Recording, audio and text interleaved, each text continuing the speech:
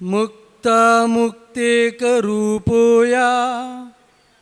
कर्माभि संविदादिना अक्षयं परमात्मानं ज्ञानमूर्ति नमामि तम्। नमो अरिहन्ताणं नमो सिद्धाणं नमो ऐरियाणं नमो वज्रायाणं नमो लोये सौसाहुणम्। अनंतानंद चित परमेष्टि भगवान ने की, देवादिदेव जशी आदिनाथ भगवान ने की, देवादिदेव जशी नेमिनाथ भगवान की, वर्तमान जिन शासन नायक महावीर भगवान की जय। परम पूज्य आचार्य कुंदगन स्वामी महाराज की जय। परम पूज्य आचार्य आदि सागर महावीर विमल सागर सन्मति सागर जी महाराज की जय। परम पूज्य आचार्य सुंदर सागर जी महाराज की जय। परम पूज्य आचार्य विशुद्ध सागर जी महाराज की जय। जगत कल्याणी जिनवाणी मात की जय। बोलिए परम पूज्य 108 मुनि सुगम सागर जी महाराज की, समस्त आचार्य संघ की जय। आत्मा का धर्म जो है उसकी अनुभूति के लिए साधना, आत्मा की अनुभूति के लिए साधक साधना के मार्ग पर आता है। किसके लिए? साधना के लिए। और क्यों? कि मेरे अंदर भी एक भगवान बसा हुआ है, उसे मुझे प्रकट करना है। क्योंकि बिना निर्ग्रंथ अवस्था के, बिना पीछे कमंडल के हम इस भगवान में बसे हुए, इस आत्मा में बसे हुए भगवान को प्रकट नहीं कर सकते। हम 5 पापों से बचने के लिए धर्म करते हैं। किसके लिए? 5 पापों से बचने के लिए धर्म करते हैं। आपका अशुभ है, इससे बचने के लिए चल रहा है। आप जो अशुभ कर रहे हो, इसके बचने के लिए ये 5 पापों को छोड़ना पड़ता है। लेकिन शुभ में लीन होने के लिए ये नहीं है। शुभ में लीन होने के लिए सब कुछ छोड़ना पड़ता है। जैसे घर में अगर आपकी नारी है, चिंटू भैया है नारी, नारी है कि महिला है? ये ऐसे क्यों किया आपने? अच्छा गड़बड़ है कुछ। घर में नारी प्रसन्न है तो अंधेरे में भी दीपक जैसे उजाला कर देती हो। और नारी कहीं रूठ गई तो कितनी भी लाइटें लगा दो, पूर्णमासी के चांद की तरफ हो जाएगी। उसी प्रकार उपसर्ग नारी तुल्य है। उपसर्ग के काल में चित्त गदगद होना चाहिए। अगर किसी मुनिराज पे उपसर्ग आ गए, वो उनका मन गदगद प्रसन्न नहीं है, तो उपसर्ग भी उसे बचा नहीं सकते। यानी आत्मा में स्वरूप रुचि लग जाएगी, उसे उपसर्ग भी उपसर्ग नहीं लगते। मुनिराज के लिए ये उपसर्ग अमृत तुल्य हैं। और आपके लिए?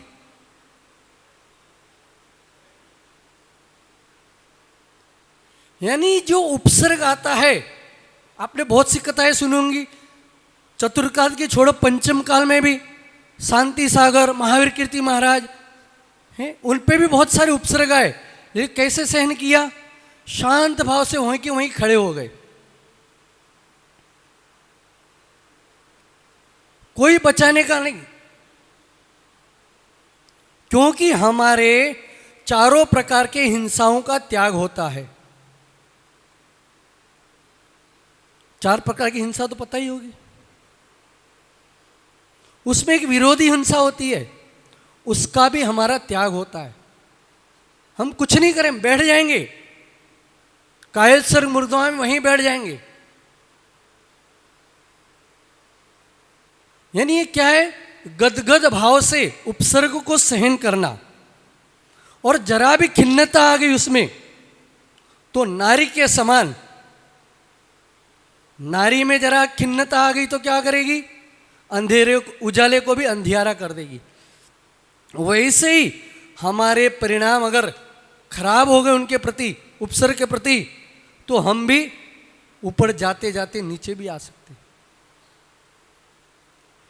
देह को संभालना जरूर सरल है, लेकिन अपने परिणामों को संभालना बहुत कठिन है। देह तो सबको दिख रही है। अगर रास्ते चलते चलते हम कहीं नीचे भी गिर गए तो हम रास्ते चल रहे हैं, अगर हमारी देह नीचे गिर गई तो उसे संभालने वाले 100 मिल जाएंगे। लेकिन कहीं हमारे वहां पे भाव गिर गए तो संभालेगा कौन? हमें स्वयं को ही संभालना पड़ेगा। मेरे परिणाम मुझे ही संभालने पड़ेंगे और कोई नहीं संभालना पड़ता। आचार्य जी यहां बता रहे हैं कि लोगों के अंदर अब उनके प्रति वात्सल्य भाव रखो, जैसे गाय और बछड़ी की तरह।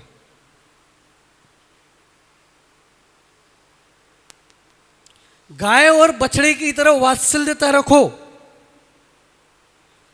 कब तुम्हारे ऊपर कौन सा उपसर्ग आ जाए, यानी अपने शत्रु को भी मित्र समान मानो। देखिए हमने क्या किया, हम बोलते हैं ना, किसी ने पूछ लिया किसकी किससे दुश्मनी हो गई, तो आप क्या बोलते हो? वो तो मेरा शत्रु है। यानी शत्रु को भी तुम मेरा बोल रहे हो, तो वहां पे वात्सल्य लगा दो ना उसके प्रति भी। पहले जमाने में कहते थे, अगर किसी बनिए के बच्चे को गुस्सा आ गया, क्रोध आ गया, तो क्या करता था वो? मारने के लिए गड़ी ईंट, जो जमीन में गड़ी हुई ईंट होती है ना, उसको निकाल के मारने जाता था। यानी तात्पर्य समझो इसका,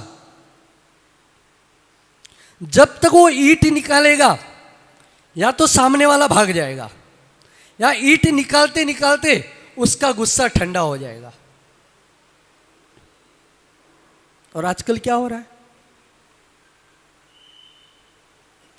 पहली बात तो हम जैन बचे ही नहीं। जैन बचे तो क्रिया करे। पहले अदालतों में जैन की गवाही मिल गई तो बस कुछ नहीं चाहिए जज को। आज बस यहां पे आचार्य बता रहे हैं, अपने अंदर वात्सल्य भाव रखो। सुकृत के उदय में घर में भी तुम्हारा सम्मान होगा। अगर तुम्हारा सुकृत चल रहा है तो घर में भी सम्मान होगा, और दूध के गिलास भरे भरे मिलेंगे। और कहीं सुकृत का उदय नहीं है तो मां भी तुम्हें भोजन नहीं पिरोसेगी। एक होता है सर्पणी, होती है ना सर्पणी, यानी सांप की नागिन। वो अंडे देती है और स्वयं खा जाती है भूख के वश। एक स्वान होती है स्वानी, वो भी जिसे उसे भूख लगती है जबरदस्त, तो भी अपने पिल्लों को खा जाती है। मां तो बनी है लेकिन वात्सल्यता नहीं उसमें। यानी अपने अंदर उपसर्ग आने पर भी कोई बार बार मारने आए फिर भी हमें उसके सामने अमृत की तरफ बोलने चाहिए। कर पाएंगे हम? अरे भैया तुम तो छोड़ो, हमारे जैसे त्यागी व्रती भी नहीं कर पा रहे हैं। दो बोल अच्छे से बोल दो तो देखो सामने वाला तुम्हारा शत्रु भी मित्र बन जाएगा। ऐसी एक बार की घटना है। सम्राट था, उसका सिंहासन लगा हुआ था। अब सिंहासन तो लगा था, राज दरबार में तो ज्योतिषी लोग भी रहते हैं और पहले के निमित्त ज्ञानी ज्योतिषी भी होते थे। एक ज्योतिषी ने आके कहा, महाराज जी, आपको 3 दिन के पश्चात एक नाग आएगा और ठीक दोपहर के 12 बजे आपको डस लेगा। ठीक 12 बजे आएगा और आपको डस लेगा। तो राजा ने सोचा, राजा खुश हो गया। अगर मेरे अंदर काल आ गया है, मेरा काल आ चुका है, मेरी आयु समाप्त होने वाली है, तो उसे तीर्थंकर भी नहीं बचा सकता। और अगर मेरी आयु पूर्ण नहीं हुई है तो सर्प भी मेरा कुछ भी नहीं कर सकता।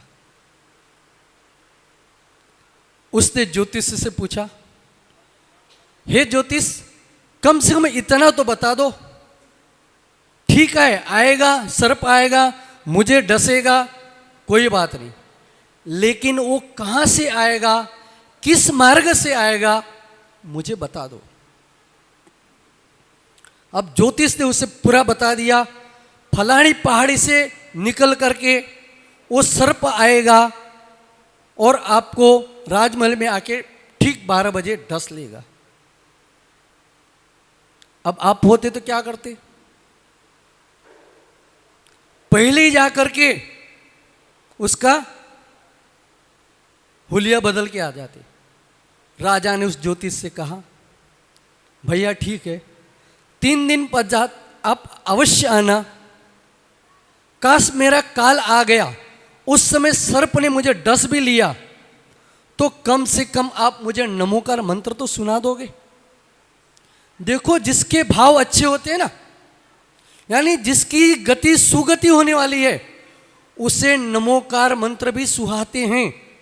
और जिसकी कुगति होने वाली होती है, चाहे कितना भी बड़ा धर्मात्मा हो, बचपन से लेकर बुढ़ापे तक उसने भगवान को पूजा हो, अर्चन किया हो, लेकिन उसे नमोकार मंत्र नहीं सुहाते। ऐसे होता है बहुत। तो राजा ने कहा, आप आना और मुझे नमोकार मंत्र सुना देना। राजा बेचैन अपने कमरे में अच्छे से बैठा है और सर्प जो डसने आने वाला था, बैर से कुपित होकर राजा को डसने निकल पड़ता है। इसके पहले राजा ने क्या किया पता है? राजा ने ज्योतिष से पूछा था ना, किस मार्ग से सर्प मुझे डसने आएगा। राजा ने सोचा, वहां तो बहुत सारी झाड़ियां हैं, कंकड़ हैं, कांटेदार वृक्ष भी हैं। तो राजा ने उस जगह पे अच्छी से सफाई करवा दी। कहाँ पे? रास्ते में, मार्ग में। जैसे है ना, आपके मार्ग में कोई प्रधानमंत्री वगैरह को आ जाए तो कितनी सफाई, ओहो, भीलवाड़ा जैसा क्लीन कोई मिलेगा नहीं फिर। वैसे ही राजा ने उस मार्ग में अच्छे से सफाई करवा दी, सब कुछ हटवा दिया वहां से, और अच्छी सी फर्श बिछवा दी। फर्श तो बिछवा दी, लेकिन जगह जगह पे क्या किया उसने पता है?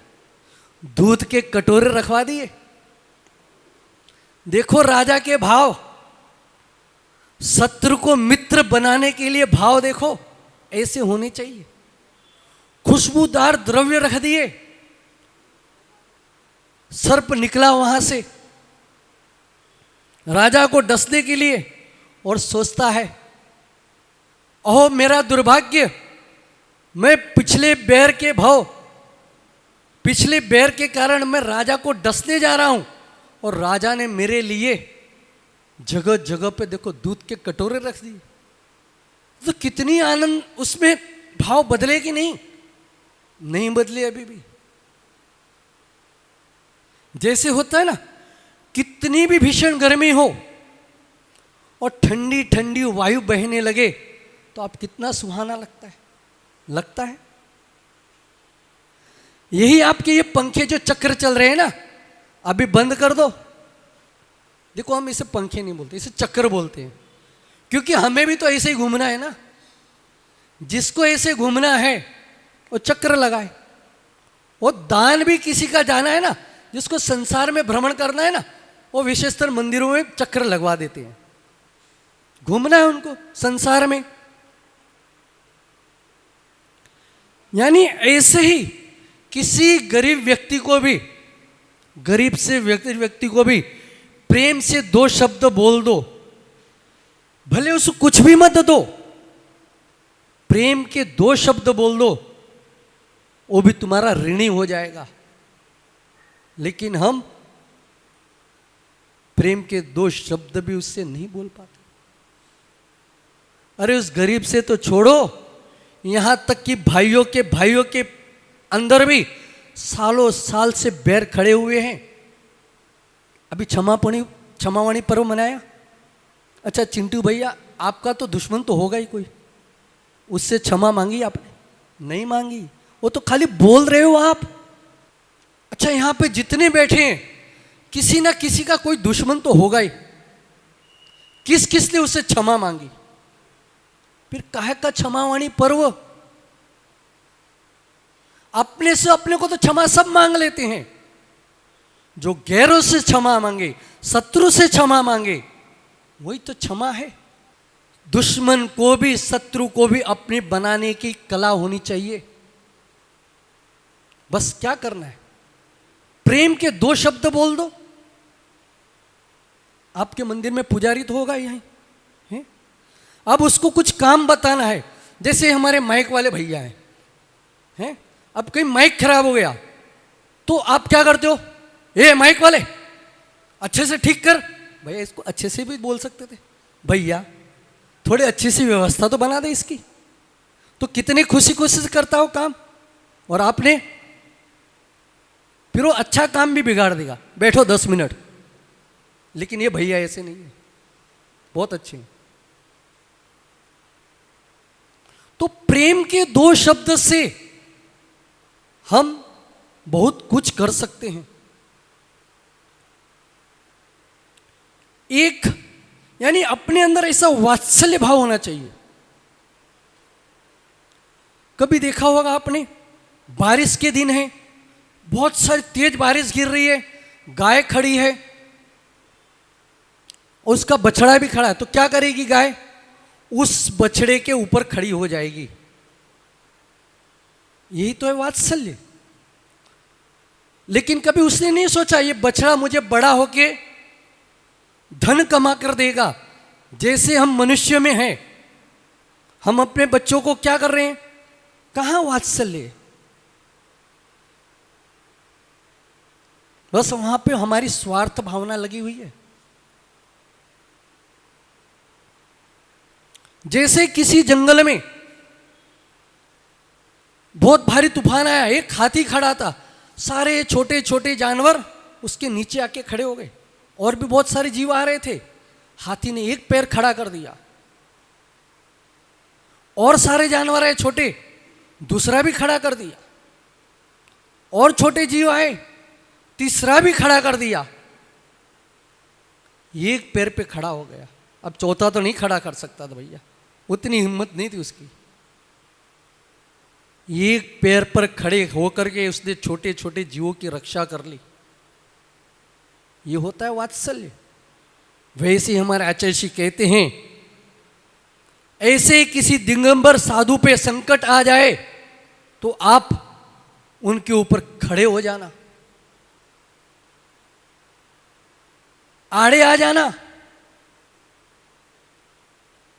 ये होगा वात्सल्य, उनको बचा लेना। लेकिन आजकल क्या हो रहा है? एक चारित्र चक्रवर्ती आचार्य शांति सागर जी हुए, उन्होंने इस दिगंबर धर्म की प्रभावना के लिए राज्य राज्य में, शहर शहरों में, गलियों गलियों में जाके झंडा फहराया दिगंबरत्व का। और आज क्या हो रहा है? एक साधु को दूसरे साधु के गांव में आने के लिए उस साधु से आज्ञा लेनी पड़ रही है। कहां रहा तुम्हारा वात्सल्य? नमोकार मंत्र गिन रहे हो, लोक के सर्व साधुओं को नमस्कार, लोक के सर्व आचार्यों को नमस्कार, लोक के सर्व उपाध्यायों को नमस्कार। कहाँ तुम्हारा नमस्कार है? तो आपको तो खाली 2 ही मंत्र बोलने चाहिए। फिर कौन से? बस ये वात्सल्य नहीं है। अरे आने दो, साधु हैं, साधु तो बहता पानी है। साधु को रोकेगे, तालाब का पानी होता है ना, एक जगह इकट्ठा हो जाता तो क्या होता है? उसमें बदबू मारने लगती है। ये साधु होते हैं ना, बहते रहते हैं। ये तो क्या करें, आगम में ऐसी व्यवस्था बनी है कि हमें 4 माह रुकना पड़ रहा है। ये हमारी मजबूरी है, क्योंकि वर्षा ऋतुओं में छोटे छोटे जीव उत्पन्न हो जाते हैं, हम पैदल विहार नहीं कर पाते, इसलिए रुकना जरूरी है। ये मत समझो कि फलाने पंथ का साधु आया उसे हम जगह नहीं देंगे। पंथवाद मोक्ष मार्ग नहीं है, लेकिन आजकल हम पंथवादों में उजले।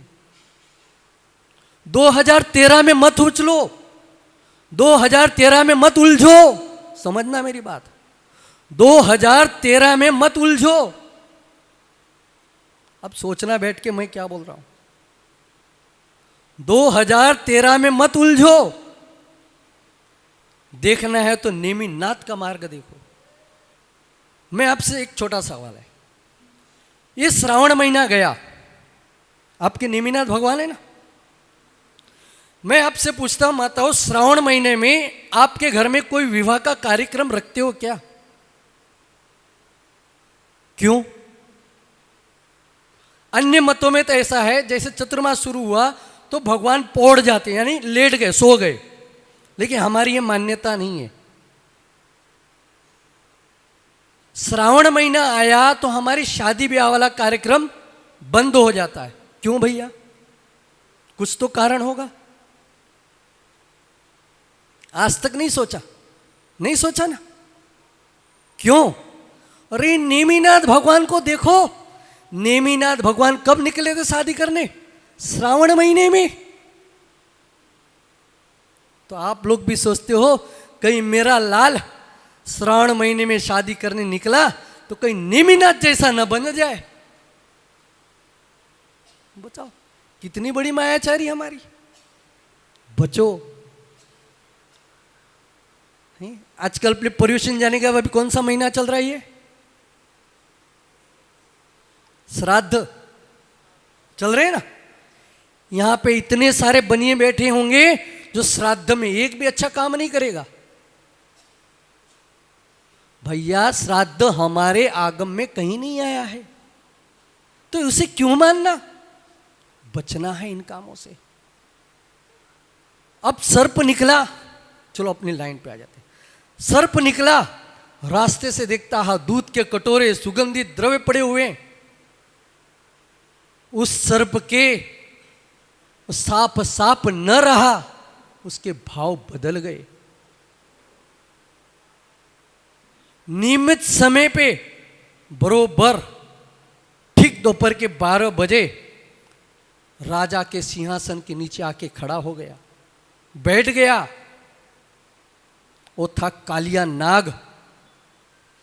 कालिया नाग को अपनी मणि बहुत प्यारी होती है, उसे बाहर निकाल के रख भी देता है। जरा भी सरसराहट हुई, किसी जीव की आहट भी हुई, तुरंत अपने मुख में रख लेता है। उस जीव ने क्या किया? उस मणि को सिंहासन के नीचे रख दिया और वहां से रवाना हो गया।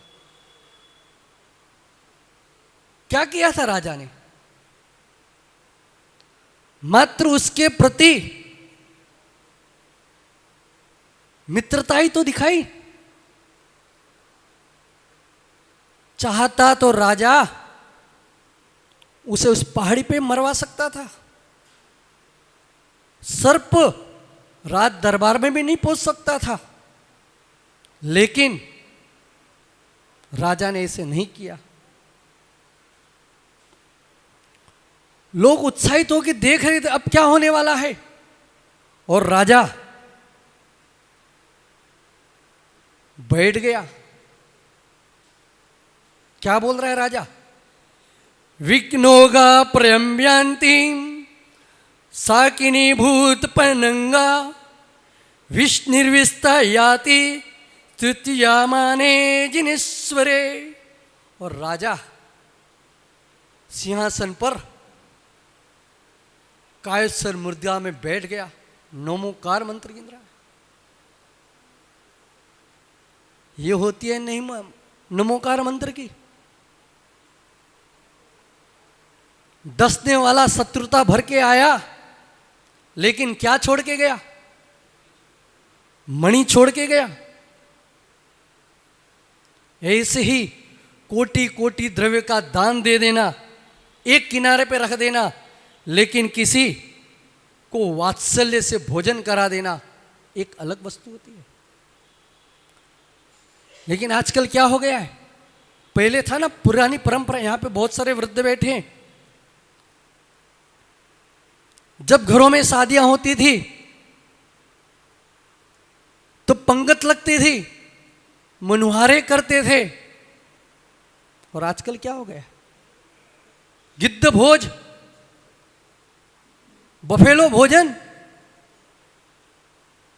ओहो, फलानी जगह पंडाल बना है, पहुंच जाओ, भोजन कर लो। और टूट पड़ते वहां पे, हमने कभी जैसे घर में देखा ना। अब तो थोड़ा और सिस्टम बदल गया है। और ये सिस्टम बदलने वाले कौन? धनवान लोग। अब क्या करते हैं? कार्ड तो दे देते हैं, बोलेंगे भैया फलानी होटल में आपके भोजन की व्यवस्था रखी है, पहुंच जाना। कोई वात्सल्य नहीं, मात्र व्यवहार निभा दिया। पुरानी पंगतें लगती थी, झुक झुक करके मनुहार करा करके भोजन कराते थे। और आज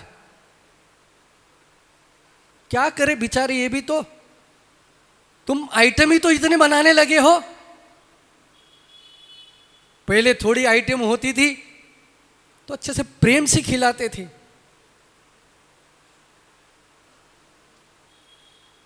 ऐसे ही भैया पर्युषण पर्व आए, पर्युषण पर्व है ना, उसमें बाहर से विद्यार्थी तो बहुत आते होंगे पढ़ने को यहाँ पे, जैनी। बस उनको मात्र इतना कहना, यहाँ पे जितने बैठे हैं इतना एक नियम ले लेना, बाहर के जितने भी विद्यार्थी यहाँ पे आए हैं जैन वाले, उनसे ये कहना, हे विद्यार्थियों, तुम 10 दिन के लिए यहाँ पे आए हो, भगवान के दर्शन करने हो, आप मेरे घर पे शुद्ध भोजन करना। अब बेचारे को यहाँ व्यवस्था नहीं है, बेचारा मेस में खा रहा है, होटलों में खा रहा है, मात्र उतना ही कहना कि 10 दिन की भोजन की व्यवस्था मेरे घर पे है, आप 10 दिन भोजन मेरे घर पे करना। बताओ कौन कौन तैयार है इसमें? बताओ। घर में अपनी सासू की बिटिया से कह देना, हे परमेश्वरी, घर में इतना भोजन बना कि एक व्यक्ति का ज्यादा भोजन बनाना। यहां तो छोड़ो, अगर आपको अतिथि सत्कार निभाना है तो आप क्या करना, मंदिर आओ, देखो कोई बाहर का धर्मात्मा तो नहीं आया। आचार्य जी ये कहते हैं, अगर उसने मंदिर में आके नमोकार मंत्र भी गिन लिया, वो भी एक धर्मात्मा है। उसे घर ले जाओ और उसे भोजन कराओ, वो आपका अतिथि सत्कार सालों साल तक नहीं भूलेगा। तो हमें ऐसा वात्सल्य, यही होता है वात्सल्य। नहीं, वात्सल्य दिखाओगे, वात्सल्य, आपने वात्सल्य का मतलब क्या समझा? हाथ मिला दिए, गले मिल गए, ये वात्सल्य? ये आपको कोरोना ने अवश्य सिखा दिया होगा। हमारे आगम में तो पहले ही लिखा है, किसी के हाथ में हाथ भी मत मिलाओ। क्योंकि आपके हाथों के जीवाणु सामने वाले के हाथों के जीवाणु से मिल गए तो दब के मर जाएंगे। ये किसने सिखा दिया आपको? कोरोना ने तो अभी सिखाया है, लेकिन हमारे सर्वज्ञ ने तो पहले ही सिखा दिया। एक थाली में भोजन कर रहे हो आप, आपके मुख की लार उस कटोरी में जा रही है, दूसरे की लार उसमें जा रही है, एक दूसरे की लार आपके मुखों में जा रही है, तो बीमारियां नहीं फैलेंगी? ये कौन सा वात्सल्य है? आपने देखा होगा, अब बफेलो भोजन किया होगा ना, सब जाते बफेलो भोजन में। वहां पे चिंटू भैया ने एक प्लेट ले ली, सारी सामग्री भर दी, अच्छे से भर ली है? उसमें आई वंशिका, मारा हाथ, ठूंसने लगी। दूसरा आया, मारा हाथ, ठूंसने लगी। तीसरा आया, ठूंसने लगी। वही झूठा हाथ उसमें। ये वात्सल्य है? आप एक दूसरे को बीमारी दे रहे हो, बीमारी। बचना है इनसे। वात्सल्य करो तो गाय और बछड़े की तरह करो। ये होता है वात्सल्य। किसी गरीब को धन दो या मत दो, रुपए पैसे मत दो उसे, जाके किसी दुखिया के घर पे दो शब्द प्रेम के बोल के आओ। प्रेम के दो शब्द भी ये उसके लिए महा औषधि का काम कर लेंगे। लेकिन हम अमीर के घर पे तो चले जाएंगे। आपको बुरा तो लग रहा होगा मेरी बातों का, बुरा लगे तो लगे, बीरा बहुत मीठा होता है।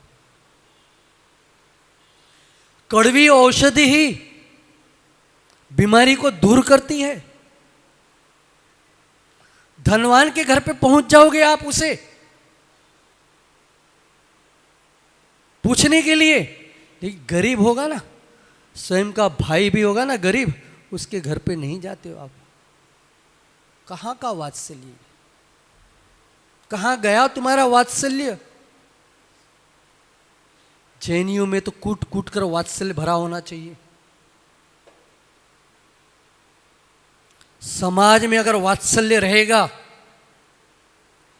तो ही ये हमारा वितराग धर्म आगे बढ़ पाएगा।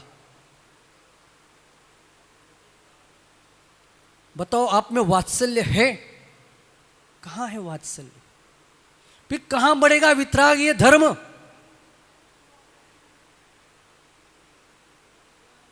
आज यहां पे जितने बैठे सारे वृद्ध बैठे हैं, एक भी जवान नहीं बैठता, खाली दो को छोड़ के।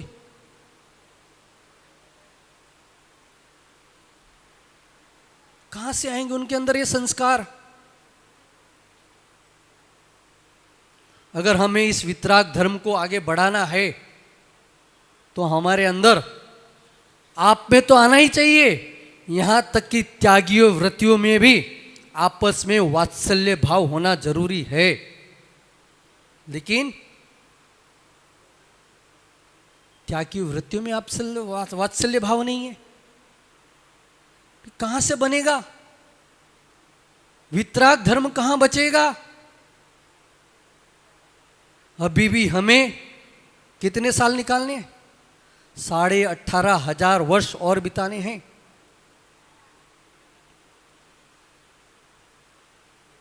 वात्सल से नहीं रहोगे तो ये धर्म कुछ भी नहीं है।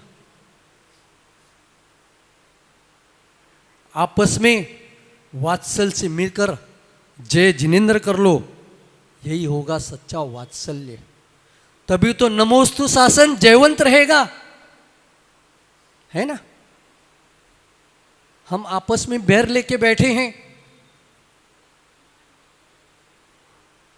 2013 को बाजू में छोड़ो और इसके पंथ को अपना लो तो तुम्हारा कल्याण निश्चित है। और 2013 के राग में बैठे तो तुम्हारा कल्याण नहीं, तुम नीचे ही चले जाओगे। इसलिए हमें मात्र इस धर्म को चलाने के लिए वात्सल्य भाव निश्चित चाहिए।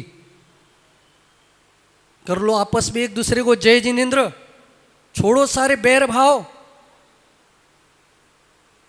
अगर नमोस्तु शासन जयवंत रखना है तो हमें आपस में प्रेम से रहना ही पड़ेगा। कितनी समाज है हमारी? मुट्ठी भर। कितनी जैन है? मुट्ठी भर। मुट्ठी भर जैन, उसमें भी टुकड़े टुकड़े।